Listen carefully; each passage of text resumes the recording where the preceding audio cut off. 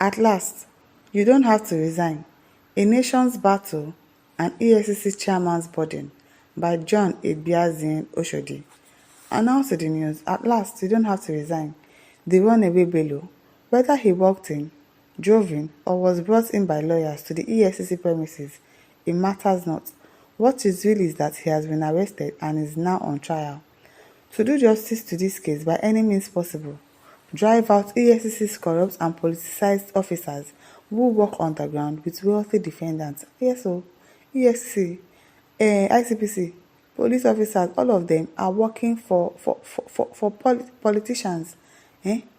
They'll keep doing bad things and saying that they are doing their job. Meanwhile, they are not doing anything. Chairman Ola Olukoyede, your bold vow earlier this year that you would resign if Yahaya Bello, the former governor of Kogi State, evaded prosecution, was more than a statement of intent.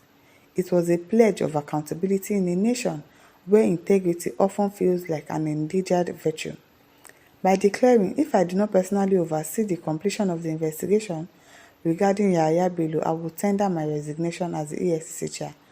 You signal to Nigeria and the world that the fight against corruption was not just a professional mission, but a deeply personal crusade. But I think that they've arrested Yahaya Bello now and is in EFCC custody. Have they allowed him to go again? Because anything can happen in this country. So if you have said that if they don't, if you will see to Yahaya Bello's arrest, and if they don't, you will tender your resignation. So why have you not done that? The vow placed the weight of Nigeria's hope squarely on your shoulders.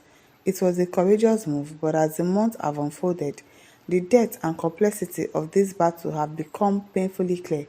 Yahaya Bello's prosecution is no ordinary case. It is a litmus test for Nigeria's capacity to hold the powerful accountable, a fight that pits you against not just one individual, but the systemic rot that has choked the nation for decades. Corruption in Nigeria is not just an issue of governance. It is a national crisis. Yes, so it is. Corruption is a national crisis, and they should declare a state of emergency on corruption, because everybody is corrupt. Even we Nigerians that are complaining that our politicians are corrupt, we are more corrupt. Even some are more corrupt than politicians.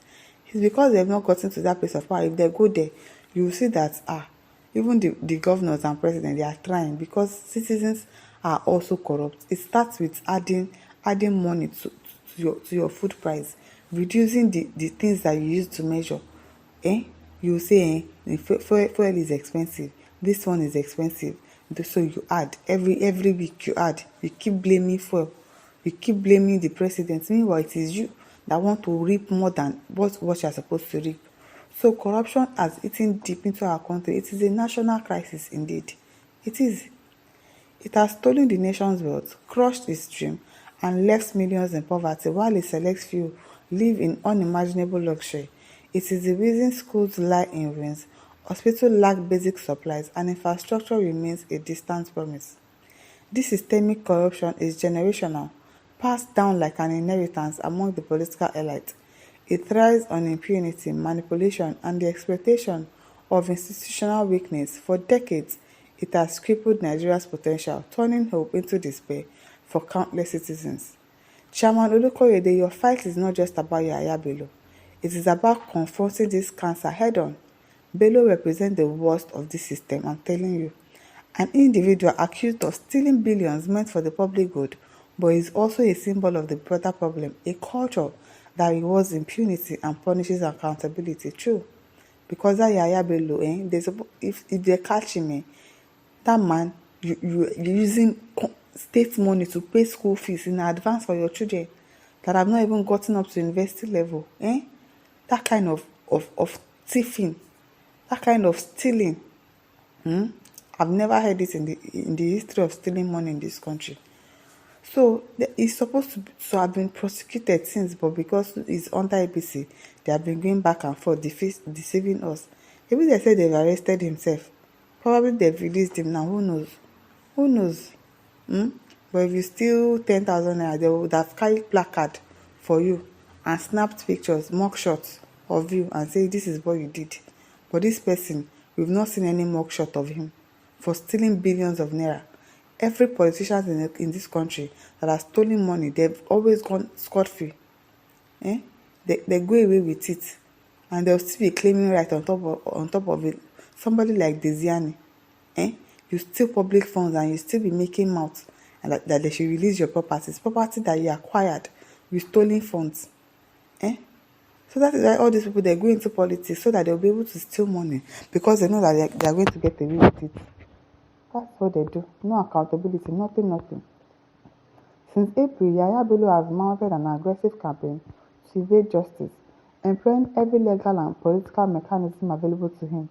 Initially protected by Governor Ododo's immunity, Bello managed to stall his prosecution by navigating the judicial system with calculated precision, appealing his cases all the way to the Supreme Court, even after the Supreme Court dismissed his appeals, affirming his obligation to stand trial. Bello continued to exploit procedural loopholes and inefficiencies in Nigeria's legal framework, utilizing overly skilled legal teams adept at delay tactics, orchestrating media campaigns to frame himself as a victim, and leveraging public commentators to sway narratives. Bello worked tirelessly to manipulate both perception and process. This effort underscores the challenges of holding the powerful accountable within a system prone to exploitation. Yes, these people are not accountable. They know that they will always go scot-free. They know that in this country nothing is working, the law is not working. So they would always go scot-free. If you do something, just make sure that you're an APC member, or just make sure that you steal a whole lot of money so that at the end of the day they will release you.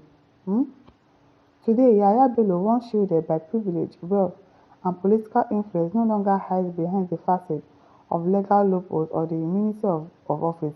He now sits in EFCC detention cell. Yes, I know that they've arrested him, awaiting his December 10 hearing before Justice Marian Anemi, a hard-earned milestone made possible by your unwavering leadership. This moment is not only a personal victory for you, but also a beacon of hope for a nation yearning for accountability in a system not plagued by corruption and impunity. We should not jubilate yet too, because we know these people and the way they do. Before you know it now, you hear that he's sick, or that his neck is paining him, or that he fainted in court. You know how they do now. Before you know it now, they'll say he's in the hospital. Meanwhile, na lie. They are looking for ways to make sure that he leaves the country. We should not rejoice yet that he has been arrested by EFCC. Anything can still happen over there, because of course he has the backing of some people. So he might still go scot-free with this.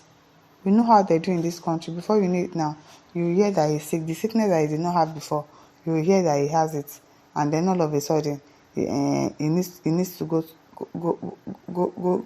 hospital. So let us not rejoice. So I hope that EFCC will do their job fully to the end and make sure that this man is prosecuted for all the billions that he stole. My listeners, over to you. Leave your thoughts in the comment section. Don't forget to like, to share, and subscribe. Thank you for listening. See you some other time. Bye.